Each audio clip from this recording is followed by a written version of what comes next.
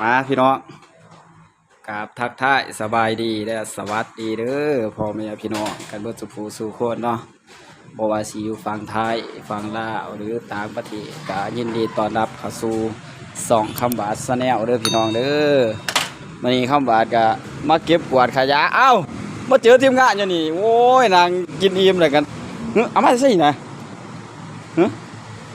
คนรู้จังทุกคนบ่ตายเขาคือรู้อีกก่อนเท่าใดโอ้มาเดี๋ยวมานั่งรอถ่าดูเนาะโอ้เขาสะอาดเนาะสะอาดเนาะเขาเอาขวานมาตันเด็กไหวเนาะ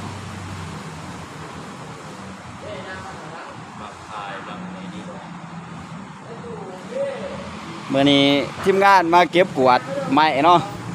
ที่วัดปะเกลือได้นี่เมื่อนี้น่าจะได้เอาเนาะคนว่าเนาะถ้าบ่ได้เอาเพิ่นว่าบ่กราบเด้อพี่น้องเอ้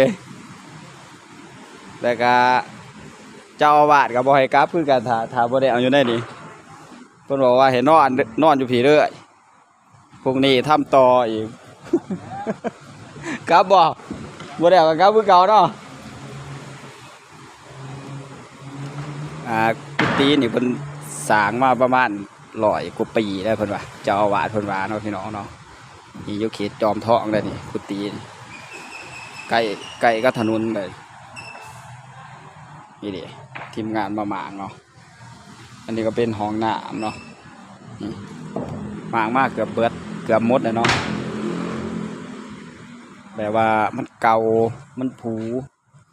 เพิ่นก็ได้หมางออกสีทำใหม่เนาะพี่น้องเนาะทำบาด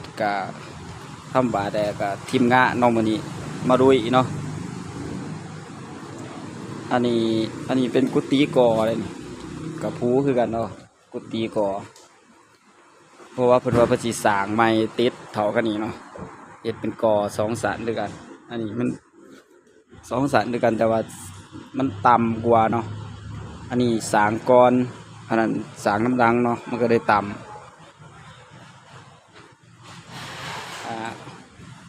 เพิ่นสร้างมาประมาณ100 กว่าปีเนาะพี่น้องเนาะทีมงานก็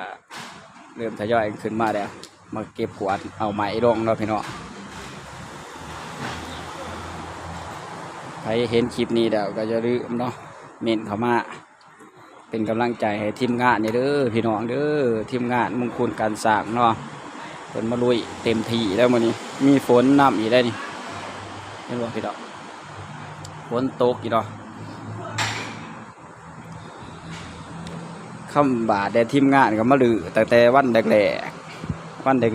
ยเป็นกุฏิแบบว่าสูงเท่านี้เลยสูงเท่ากันนี่เลยคำหวานมาแรกเนาะมาดึกสูงเท่ากันเลยนี่ก็มอสีเซตนะเนาะพี่น้องเนาะเพราะว่าทีมงานก็มาแต่เสาร์อาทิตย์เพราะว่าวันจันทร์อังคารพุธพฤหัสศุกร์ทีมงานก็ทำงานเนาะก็บ่ได้มาแต่เสาร์อาทิตย์นอกจากนั้นก็ให้ทีมงานเพิ่นอยู่วัดเนาะเพิ่นมาเก็บกวาดทาขอบคุณพ่อแม่พี่น้องด้วย FC กันเบิดสู่คนเนาะที่เขามา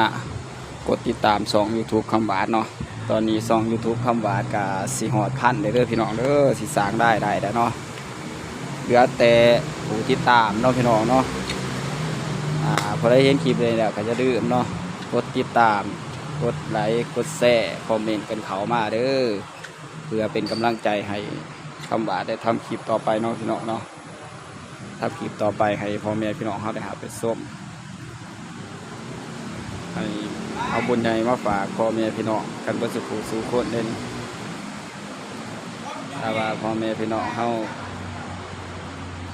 เห็นคลิปนี้แล้วก็จะลืมเนาะเมนเข้ามาเด้อเพื่อเป็นกำลังใจให้ทีมงานเนาะ